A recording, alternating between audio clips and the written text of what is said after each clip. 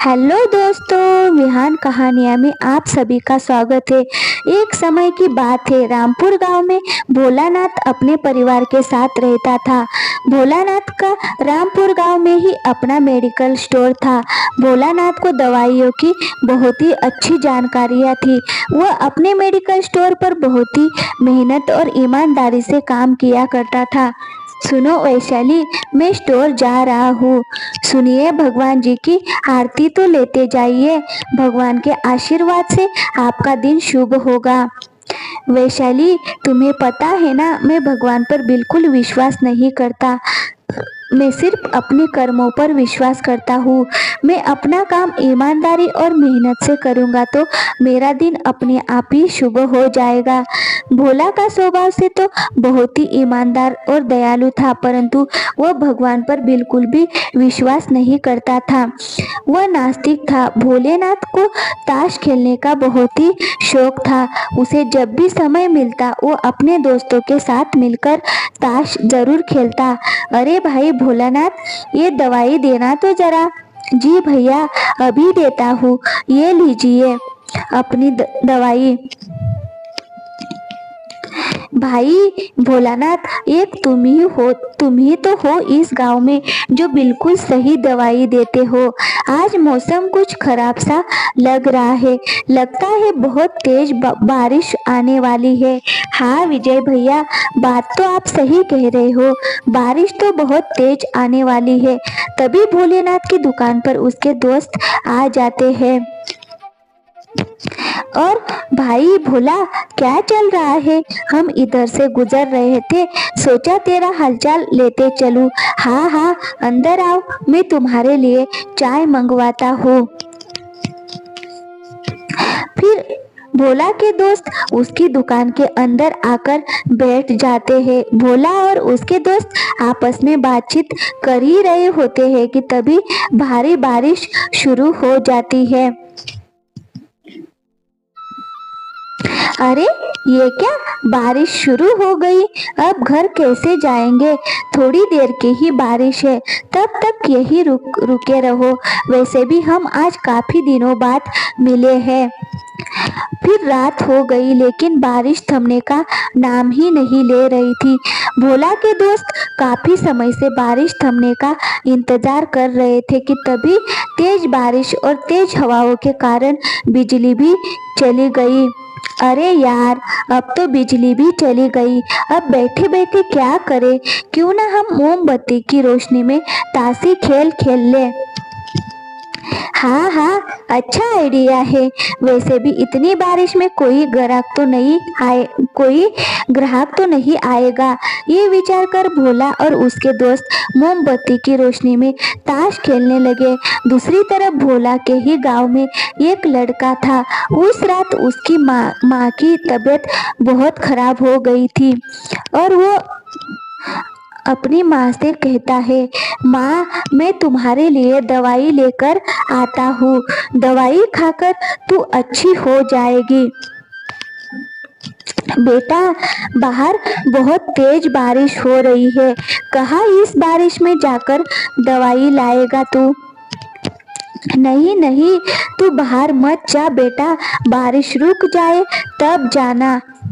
माँ, मैं बारिश रुकने का बहुत समय से इंतजार कर रहा हूँ, पर बारिश रुकने का नाम ही नहीं ले रही है। माँ, तुम चिंता मत करो, मैं जल्दी वापस आ जाऊंगा। तब वो लड़का बारिश में ही दौड़ता हुआ अपनी माँ के लिए दवाई लेने निकल जाता है और बहुत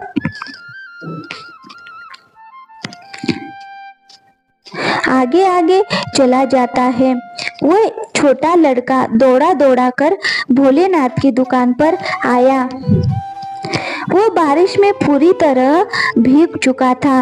बाबूजी, मुझे ये वाली दवा दे देना।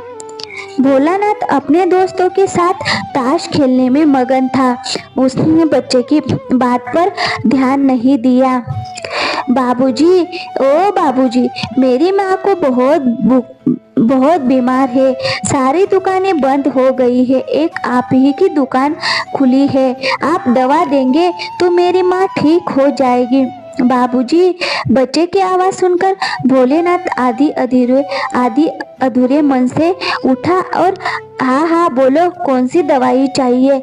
ये वाली दवा चाहिए। बाबूजी, अच्छा रुको, देता हूँ। भोला ने पर्ची देखी और अंदाजे से दवा की एक शीशी उठाकर उस बच्चे को दे दी। वो लड़का दवा लेकर भागते हुए चला गया और फिर अपने घर दौड़ दौड़ा के चलने लगा। तभी बारिश भी रुक गई। भोलेनाथ के दोस्त भी चले गए और भोलानाथ भी दुकान बंद करके जा ही रहा था कि तभी उसे ध्यान आया कि रोशनी कम होने के कारण उसने गलती से उस लड़के को चूहे मारने की दवा की शीशी दे दी है। भोलानाथ के हाथ पांव फूल गए। उसका दिल जोर जोर से धड़कने लगा। उसकी 10 साल की ईमानदारी और नेकी पर मानो जैसे ग्रहण लग गया। ओ अरे, ये मैंने क्या कर दिया? मुझसे इतनी बड़ी भूल कैसे हो गई? अगर उस बच्चे ने ये दवाई अपनी माँ को दे दी तो वो तो मर जाएगी। बच्चा भी छोटा है और वो तो दवाई का नाम पढ़ना तक नहीं जानता। अब मैं क्या करूं? मैं उस बच्चे का पता ठिकाना तक नहीं जानता। मैं कैसे उसकी माँ को बचाऊं? अब मैं क्या करूं? मुझे कुछ समझ नहीं आ रहा है। मेरी गलती की वजह से वह बच्चा अनाथ हो जाएगा। भोलानाथ को कुछ सोच ही नहीं रहा था कि घर जाने की उसकी इच्छा नहीं हुई थी। वो बहुत दुविधा में था। भोलेनाथ घबराहट में इधर उधर देखने लगा। तब भोलानाथ की नजर पहली बार दीवार के उस कोने पर पड़ी जहां उसके पिता ने जीत करके भगवान श्री कृष्ण की तस्वीर दुकान के उद्घाटन के समय लगाई थी। पिताजी, आप मेरी ये दुकान में तस्वीर क्यों लगा रहे हैं? आपको पता है ना, मुझे इन सब में विश्वास नहीं है। बेटा, भगवान की भक्ति में बड़ी शक्ति होती है।